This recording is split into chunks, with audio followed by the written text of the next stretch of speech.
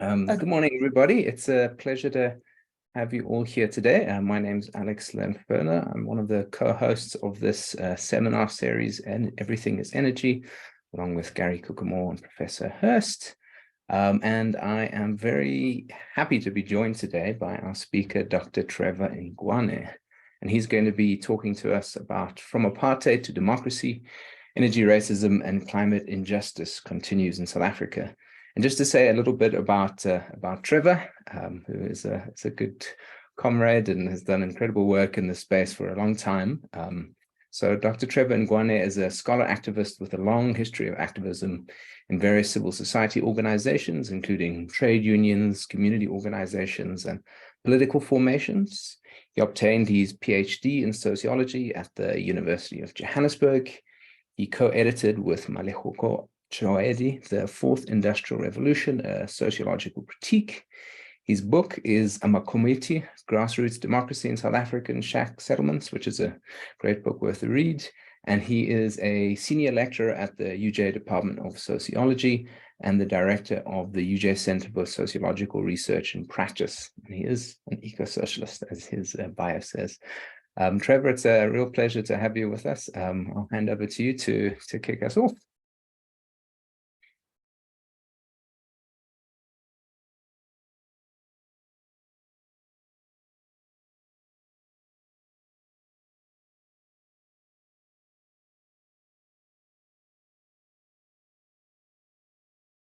Trevor, if you are talking, I can't hear you. Yeah, thank you very much, Alex, and everyone in attendance. Also, thanks to the organizers of the series, which I think is a great series.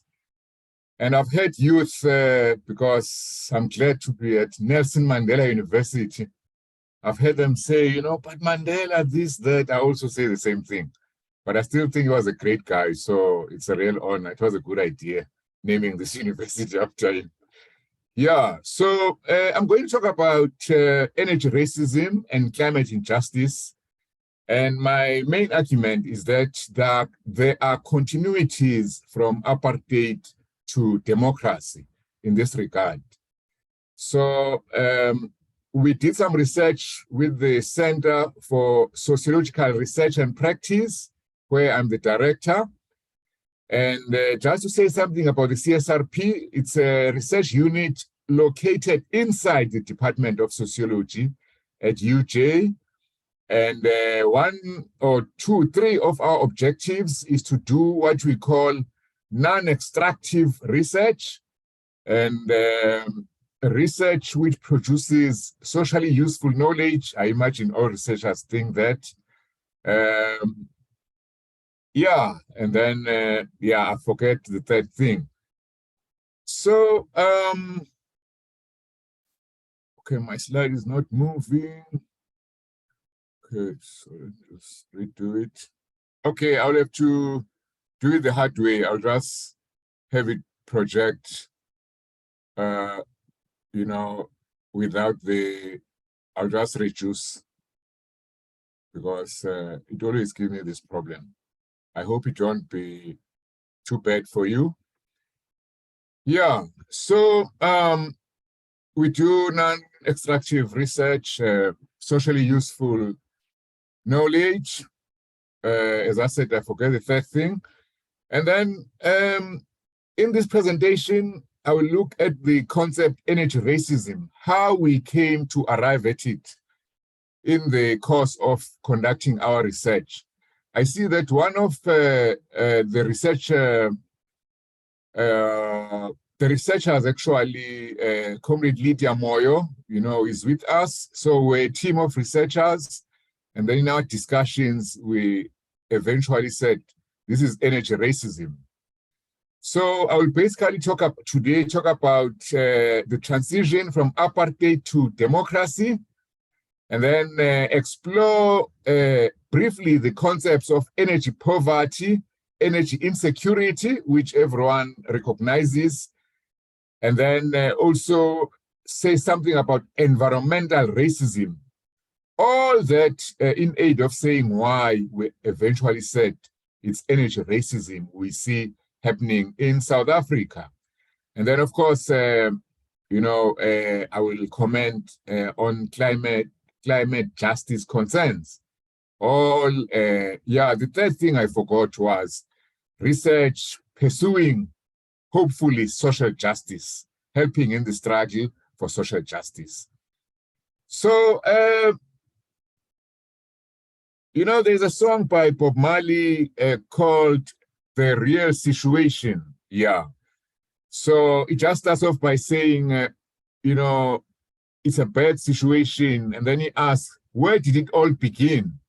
So I'll briefly look at where it all began.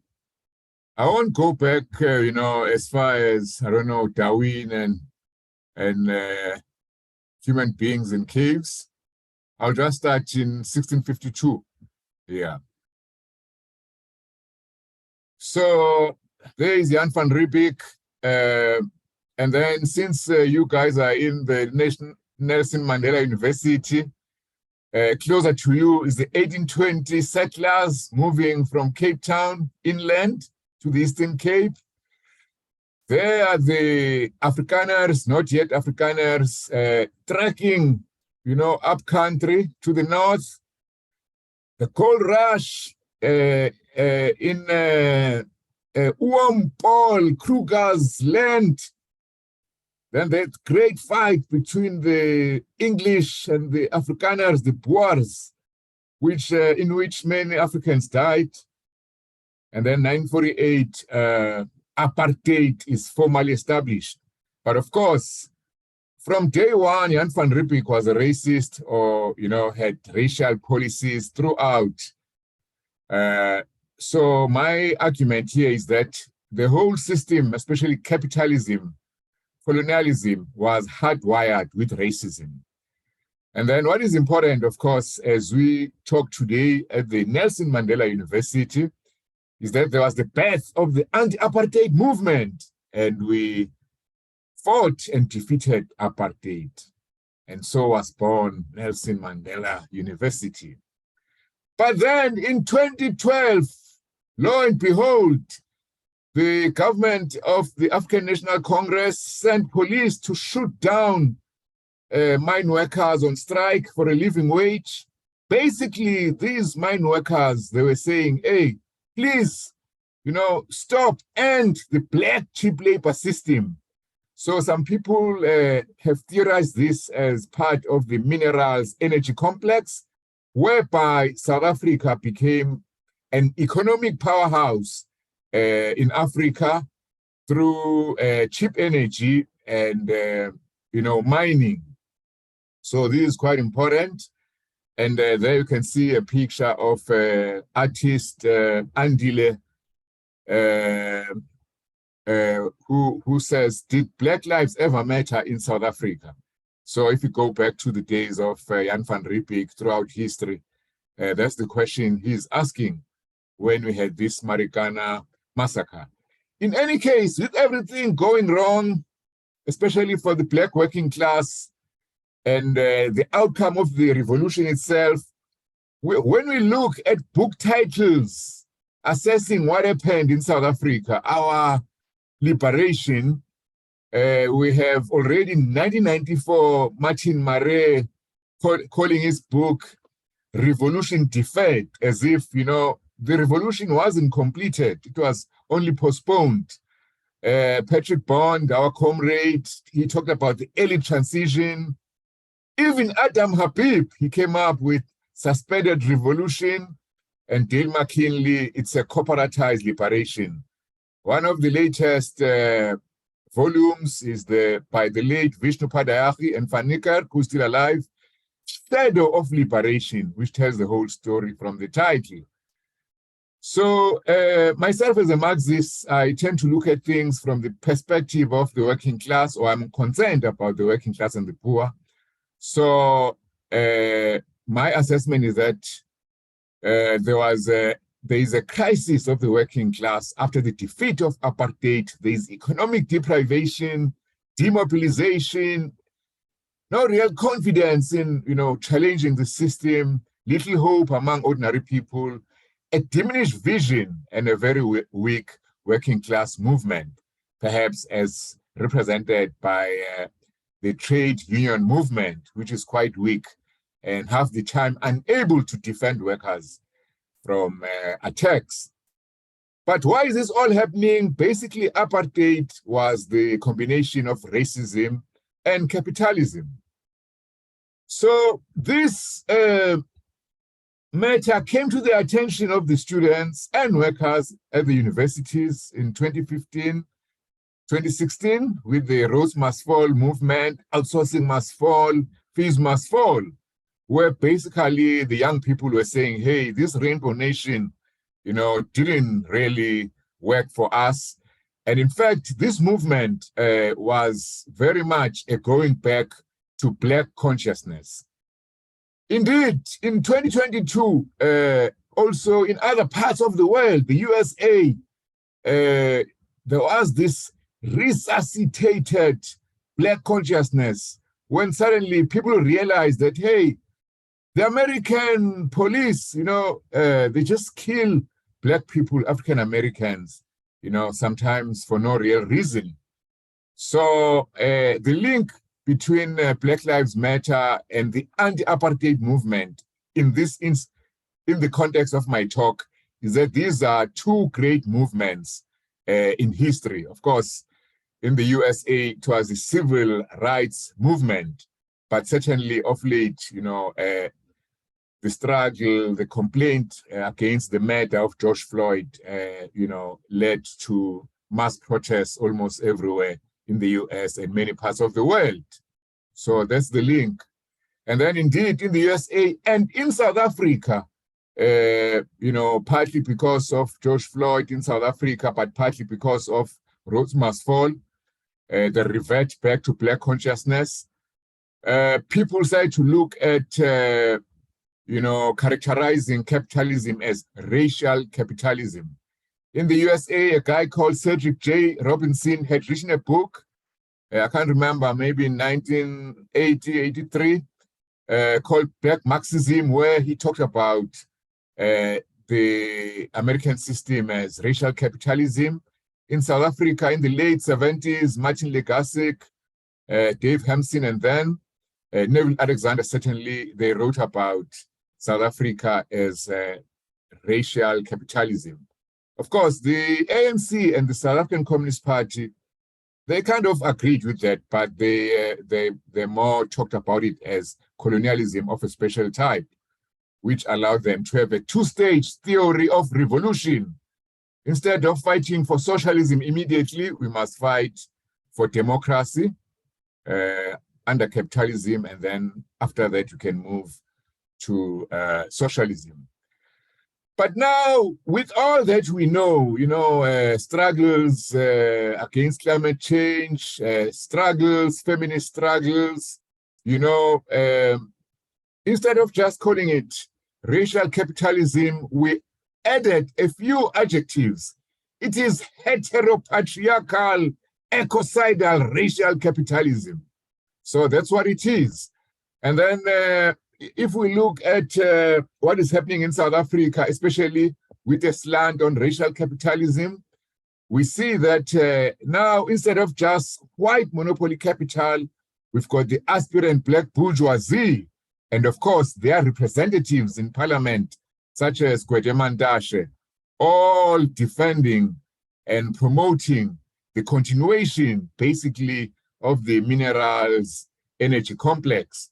Of course, they can't just do it willy-nilly because the world is changing, but in essence, that is what is happening. So 2022, suddenly there's this overboarding sense that there's a meltdown in South Africa. There's corruption, Zondo Commission, I think, was it last year or this year, Phala scandal, the public sector crisis, gender-based violence shooting through the roof, killing women, raping them, unemployment, especially affecting youth. And then, of course, what we're talking about today, the energy crisis. So it is in that context, good people, that we conducted our research into how the energy crisis affects the Black working class in particular.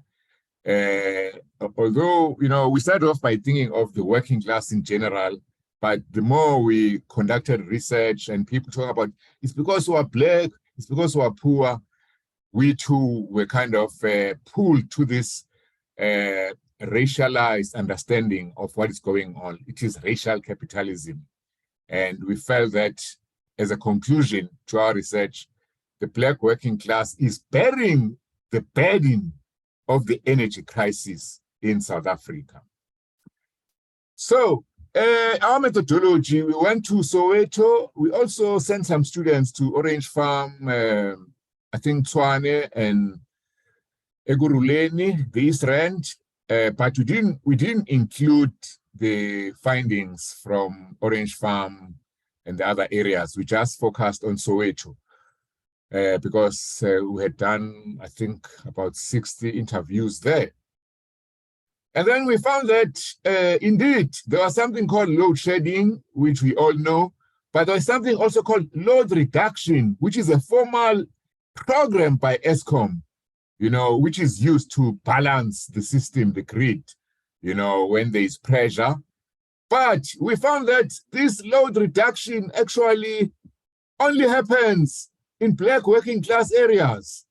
So, Eskom, took to Twitter to actually announce load shedding and also load reduction. And then we had someone, I think Terry Margot and I think Claire Seruti look at these tweets over a year or two, and we found that all the tweets about load reduction referred to Black working class areas. Well, Eskom did say that, it focused there because these are overcrowded areas. These are areas where people don't pay for services. These are areas where there are illegal connections, basically profiling Black working class areas. So, this is what is happening. So whilst everyone at that time, let's say 2021, was getting 2 hours load shedding a day, Soweto was getting 6 hours, 8 hours. Of course, there were also service breakdowns where some areas would be without electricity for a week, a month, 6 months, a year. One of the areas we focused on was Sun Valley in Pimville, not far from where I live, where people, were without electricity for 14 full months. The only time their transformer was repaired was when in 2021, during the local government elections, they tried to stop voting near a voting station. And lo and behold, the very next day, the transformer was there, and then, voting continued normally. So it shows that, the system could have repaired that transformer much earlier, but because it's a Black working class area, it's people who don't pay, whatever, these poor people, they didn't bother. So that is how we came to this concept of energy racism. And then we felt that South Africa, is the most unequal society in the world, or one of the most unequal. And with energy, with the transition from apartheid to democracy, with an emphasis on democratic capitalist order, we realized that during apartheid, the Black working class dug out the coal and laid down the pylons for Eskom, but they did not have electricity in their homes. So if you look at the background I'm using, is the Soweto Twin Towers, the coolers there. So there was a power station in Soweto, but Soweto was a dark city. It didn't get that electricity. And then, of course, the mineral energy complex, cheap Black labor, cheap electricity. And then with the migrant labor system in the rural areas, social reproduction subsidized by Black women.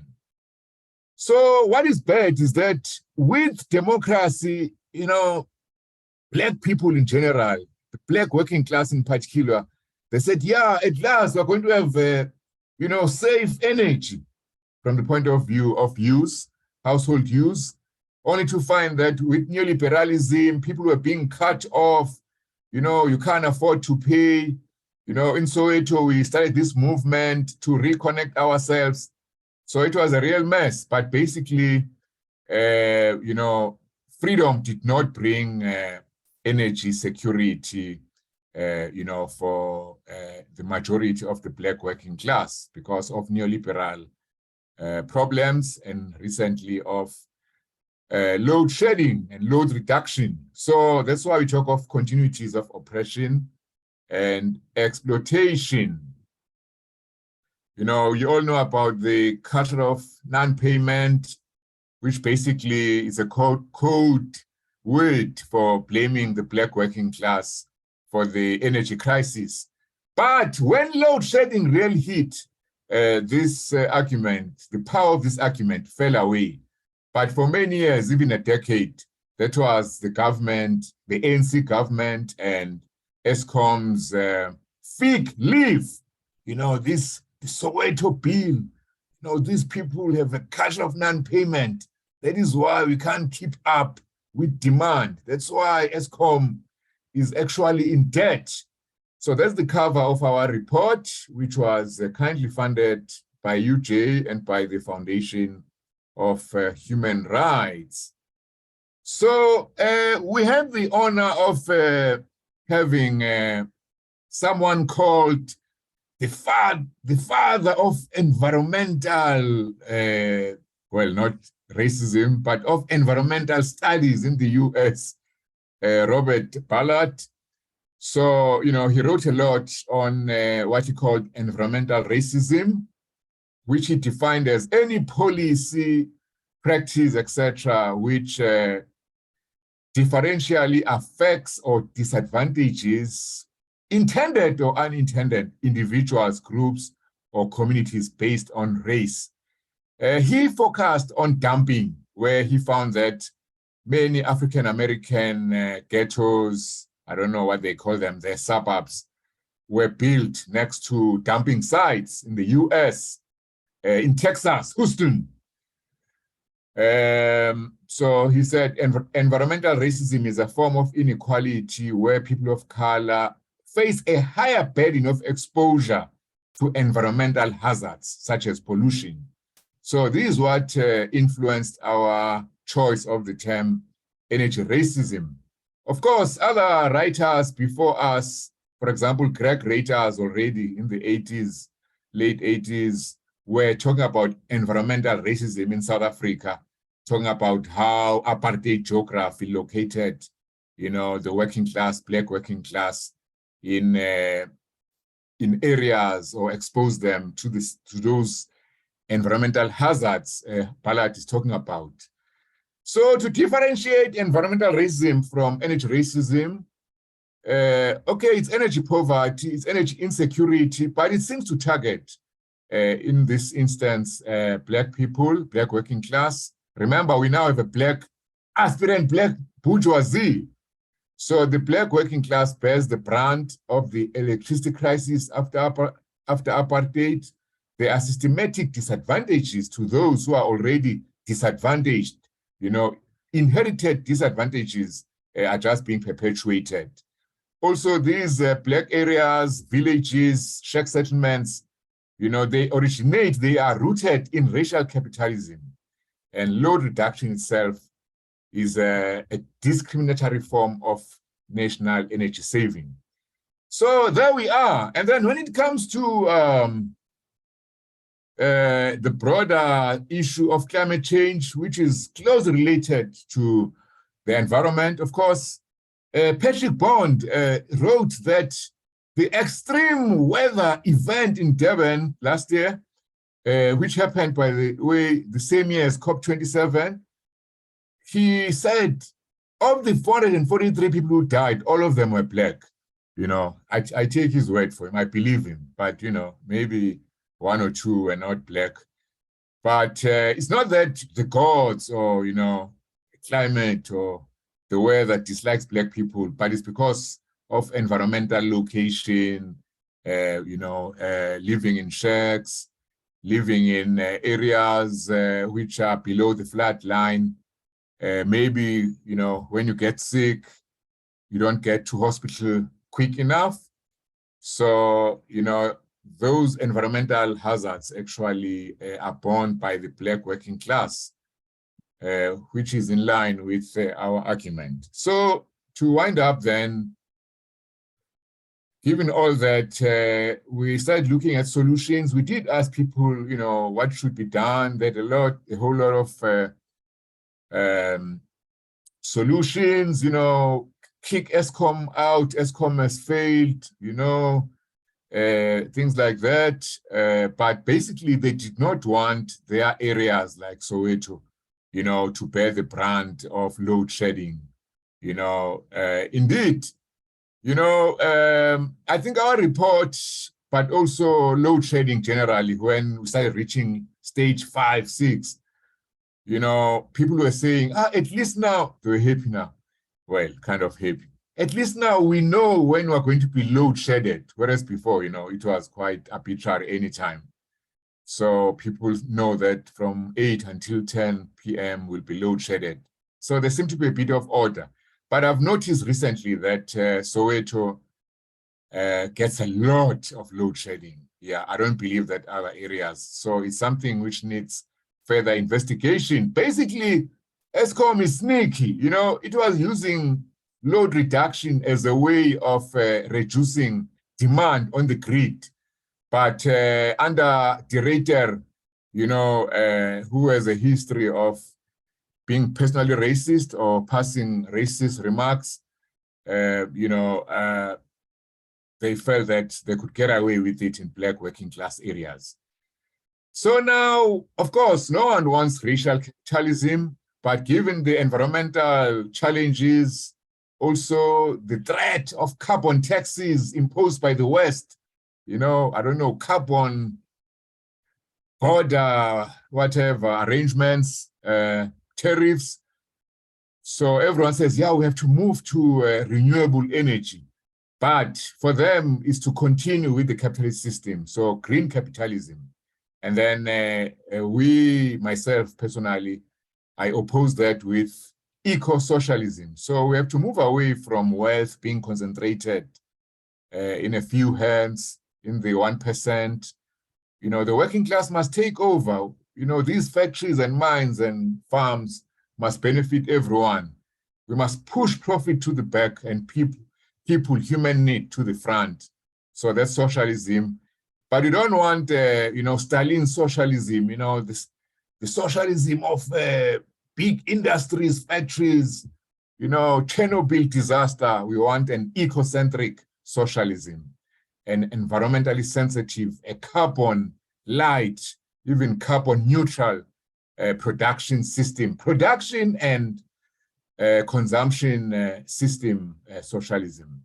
So stop energy racism and environmental racism. We need clean, safe, reliable, and affordable energy for all.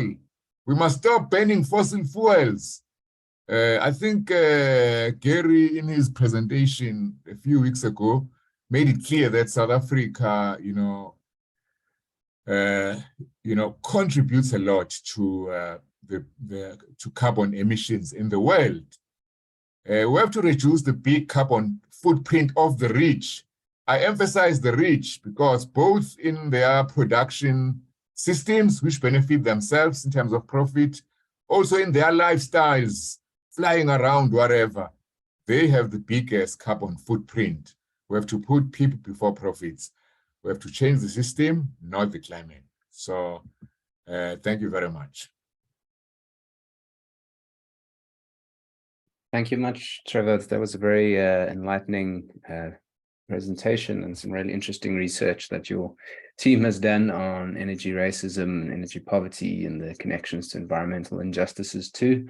I will open up for questions. We've got nearly 30 minutes, which should allow us for some good questions and answers time.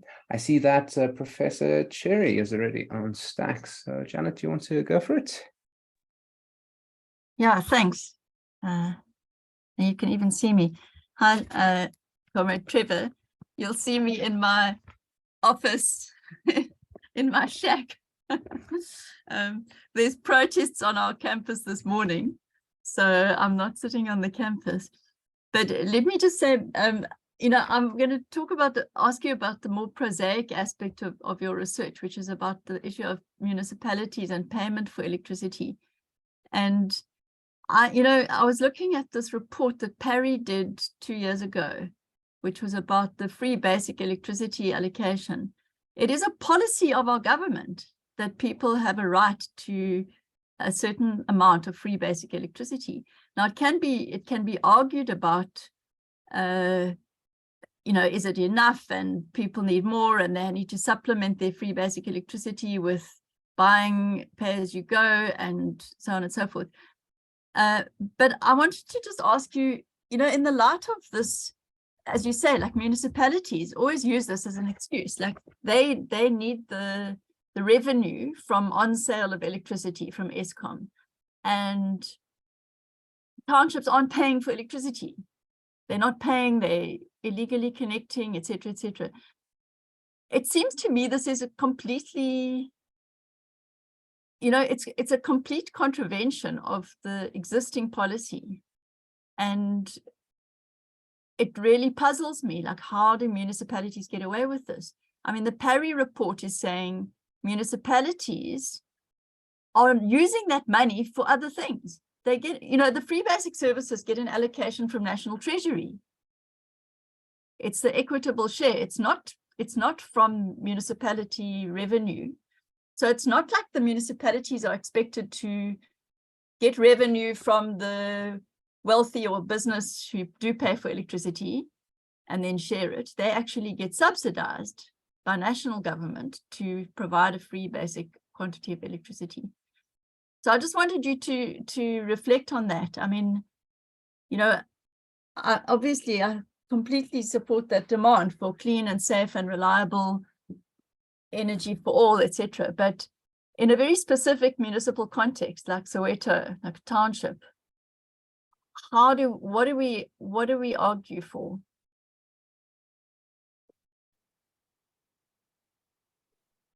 Trevor, do you want to just go take question by question, and then we can see if others come on stack? Well, it's up to you, Comrade Alex, but I can answer this one maybe to break the ice. Yeah, thank you, Comrade Janet. Yeah, well, I hope the students succeed in their protest, whatever they're fighting for. It's probably something good.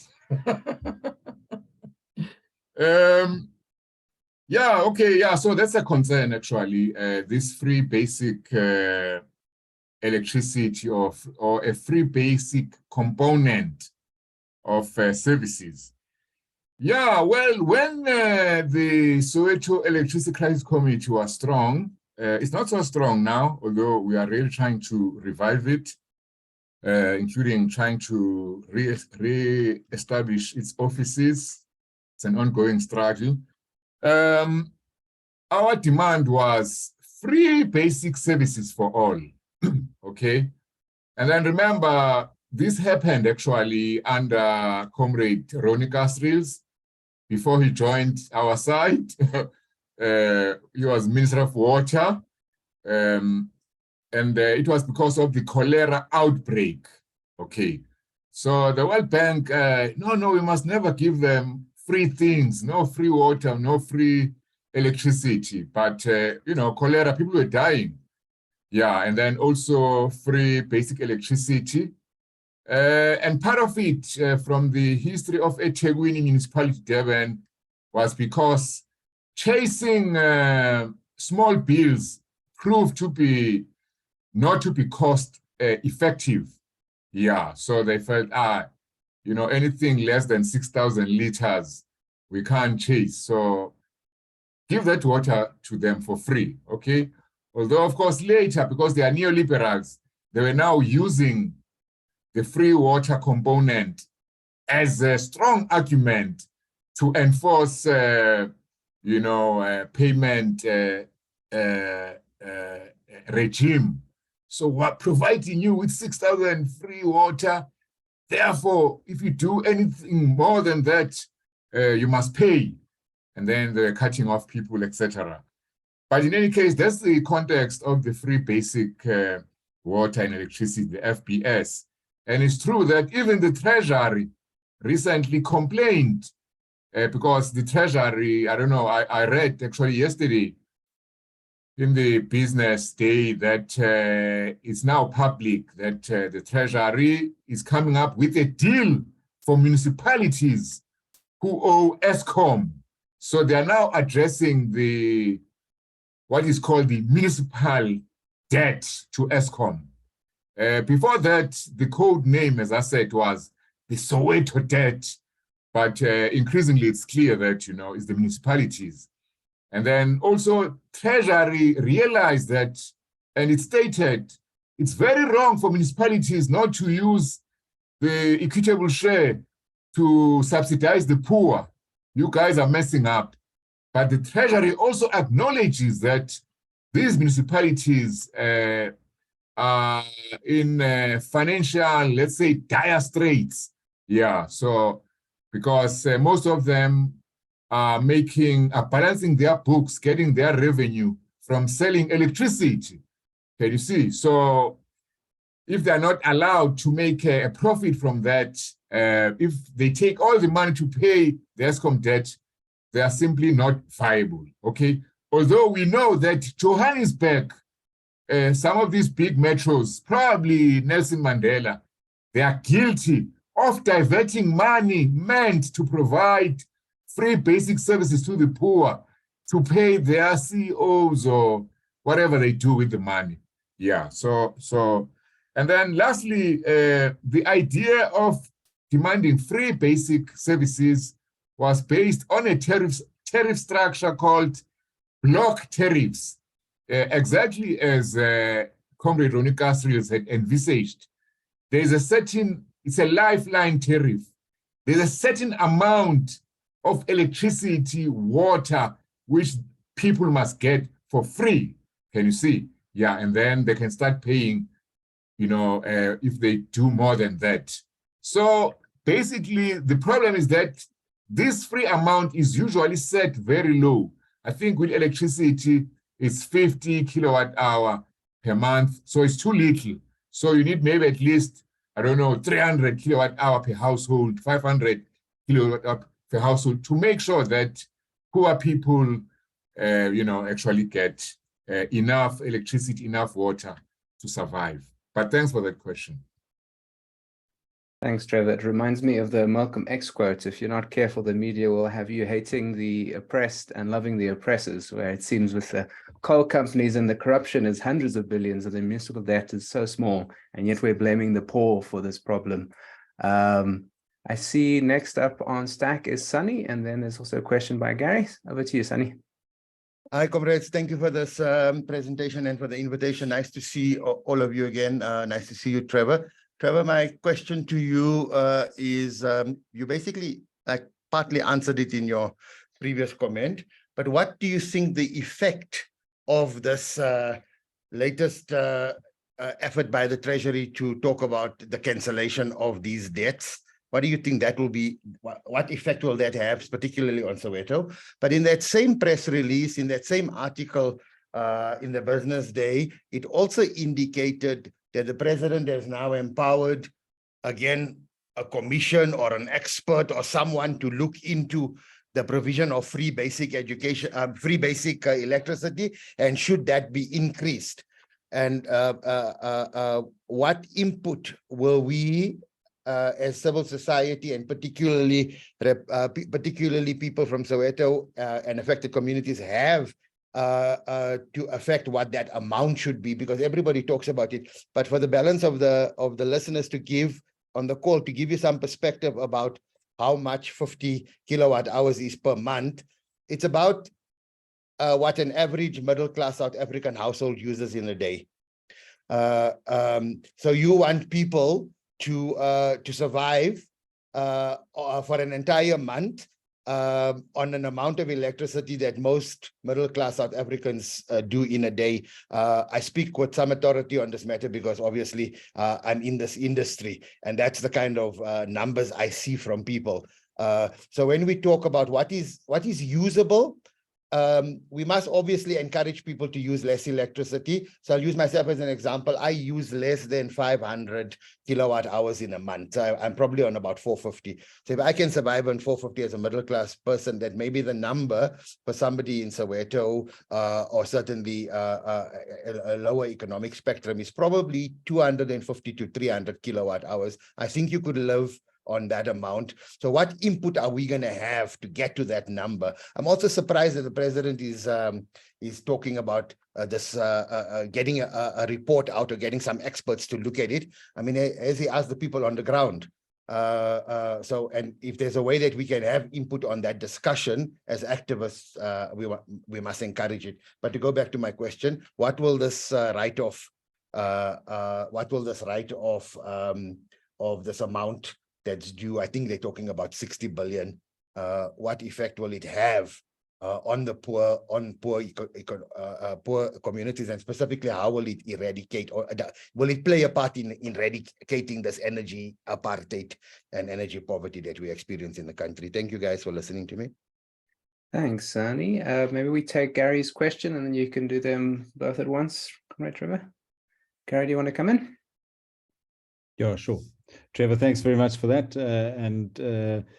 Thank you for posing some really interesting questions. The question I was going to ask you is just whether you've researched companies like the smelter, the Richards Bay smelter, in terms of, so the interesting thing for me is the attention that we pay to the poor as a deflection from really where the real energy is used in the system and what those energy users are paying. So my understanding is that if you took the Richards Bay smelter out of the system, we would have significantly less load shedding and significantly more revenue generated per unit. Is that I think they have something like 5% of the total usage in South Africa. So that's the kind of thing that that's the one question. And the other question is that I'd be interested for you to just speak a bit in terms of municipalities. So they are caught in this trap of the revenue generation through Eskom, so the on sale from Eskom. And if you put a solar on your roof, you're obviously not generating revenue for them. So that's the trap that they're caught in. But something like Janet's project that they've tested in KwaZulu, if you registered that as an energy producer, you could actually sell that onto the municipality, and they could still derive their profit margin, their on sale.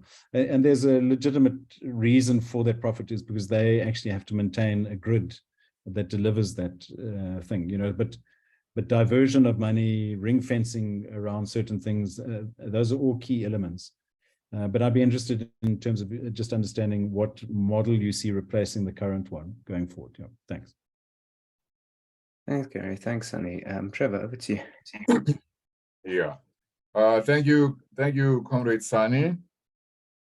Yeah. So I'm so happy that Sani is talking about what is the minimum amount which working class communities should get as free basic energy, free basic electricity.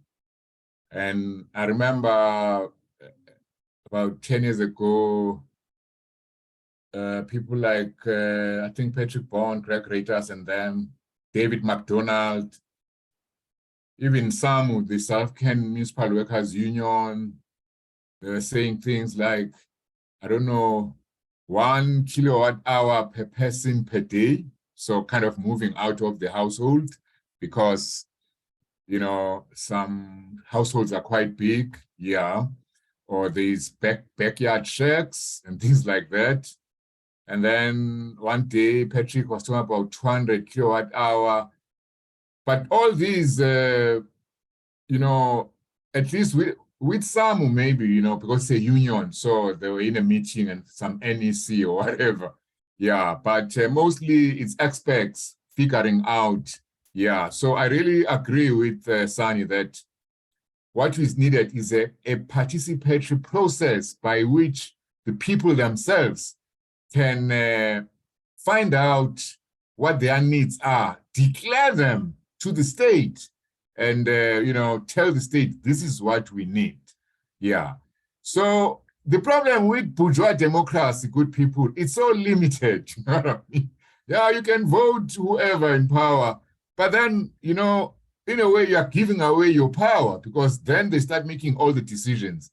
And 80% of those decisions are against you, especially if you are poor. Yeah, so I think maybe it's time now to instill this sensibility that there should be control, of the leaders, of the government by the people themselves. So even when we toy, yes, we demand this and this, but no policy should actually happen or be passed without input from the ground. So, and as Sani says, people know how much they need. They're not going to say we need 1,000. I mean, they don't have jacuzzis. Yeah, but I think it's reasonable to think of about 250 kilowatt hour, yeah, per household. Of course, we have to factor in this question of sizes, yeah, household sizes. But also, sometimes people argue that, no, but many households are getting smaller, whatever. Yeah, so maybe it's not a bad estimate. So yes, we should have input. Yeah, so, the Treasury is saying to municipalities, look, okay, basically, the Treasury is treating municipalities the same way Eskom and the municipalities treat, consumers, their customers, so to say. Yeah. So you must come and acknowledge your debt. You must sign that you owe us so much, and then you must commit to paying so much. And then we give you 3 years. During that 3 years, now it's the Treasury telling the municipalities, you must keep to the terms of the agreement. If you default, the whole debt is put back, your arrears won't be scrapped, like that and like that. But one thing they're also saying, you must first make sure that your customer base, they are paying for electricity. So you must enforce payment measures. So in a way, they are encouraging that top-down neoliberal punitive approach to making people pay, which involves cutting them off, legal proceedings, and seizing their assets. You know what I mean? Because if your debt is big, they just take your house or something. Yeah. And then I fully agree with Gary.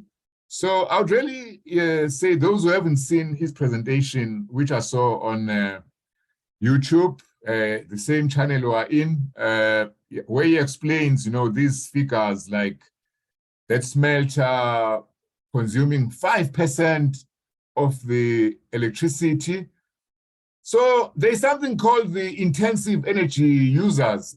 I call them the energy gluttons. So like taking all the electricity, it's like that. It's part of the mineral energy complex. Taking all of the electricity, and then paying dead cheap prices. Because remember, they used to have these secret deals with Eskom. I think the smelter still gets electricity on the cheap, much, much more than you and me are paying per kilowatt hour. So yes, and then also we had this debate before with Sani, Comrade Janet, I think in some other platform about feeder tariffs. Yes, every house must have a solar panel on the roof. In Soweto, we're saying that already 10, 15 years ago, can you see? And we had this idea that, people would also be selling feeding back some of their excess energy to Eskom. But at that time, for us, the issue was not money, it was more about, using energy, economically in a sustained way. So we thought you use the energy, you feed it back, and then it's measured. How much have you used? How much? We don't believe that people should stay without energy, water, food, even shelter for that matter, even shoes, just because they don't have money. So that is capitalism. So this firstly, it's capitalist. But secondly, and worse, it's neoliberal. Can you see? Hey, this poor guy's got a heart attack. Unfortunately, he's poor. Hey, so what can we do, He must croak. No, that's terrible. Yeah. And in fact, our law agrees with that. Remember the Subramani case. Subramani died because the Constitutional Court said the state cannot afford to keep you on dialysis. So, hard luck, goodbye, bro. And he went. So we don't agree with that. So our vision is socialism. Put the needs of the people, human needs, before profit. Thank you. Thanks very much, Trevor. Appreciate that. We have time, I think, for one more question. If anybody has some burning questions they'd like to bring in. Alex, Andrew, I see you came off mute. Do you want to go for it? Yeah. No, Likaya has a question that he posted over chat. I'm just wondering if he wants to speak to it. Wow, I missed that. Yeah, Likaya, if you want to come in and say your question.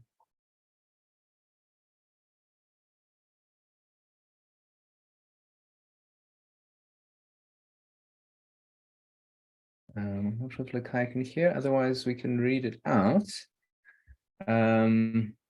It's about my favorite subject. Yeah. So it says municipalities are profiting from reselling Eskom electricity to communities, and there's no stringent regulation of the markup they can charge. If this is the case, do you see a future for the socially owned energy generation ventures that can generate and sell residual energy to the national grid?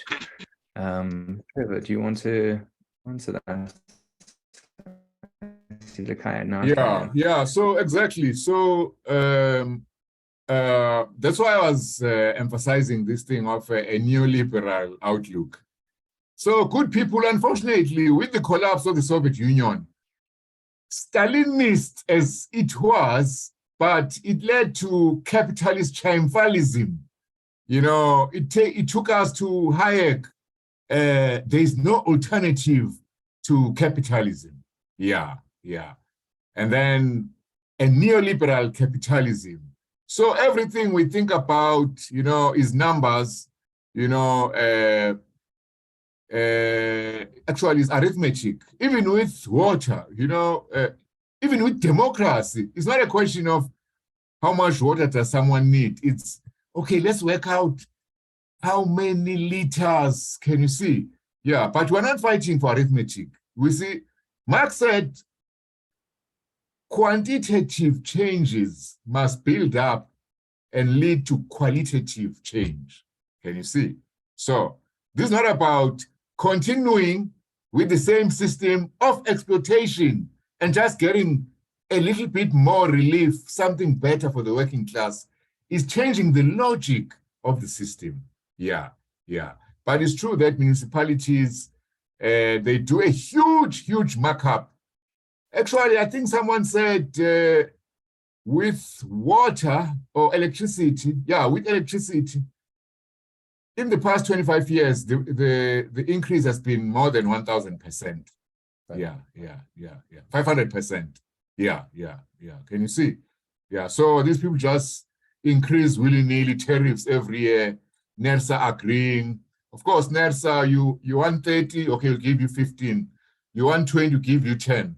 But over time, also with the stagnation of wages, rising standards of living, cost of living, these municipalities keep on just doing the markups. Certainly, we need that to be controlled. Now, Likaya is raising an important point because in the Treasury's circular about that, helping municipalities deal with their Eskom debt, This issue is not mentioned, I think, yeah, unless, I misread the secular. Yeah, so this is an important issue, and it should be addressed directly.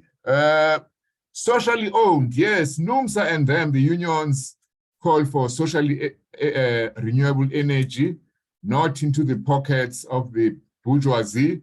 And I see now, there's this emphasis that renewable energy is now leading to democracy, economic democracy, because Mutsipe, a black bourgeoisie, won most of the bids, most of the tenders.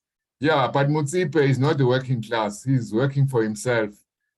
So I think that we should really liberate energy, renewable energy, from the bourgeoisie, black or white. Yeah, we want the working class, ordinary people, middle class people, unfortunately, people like you and me.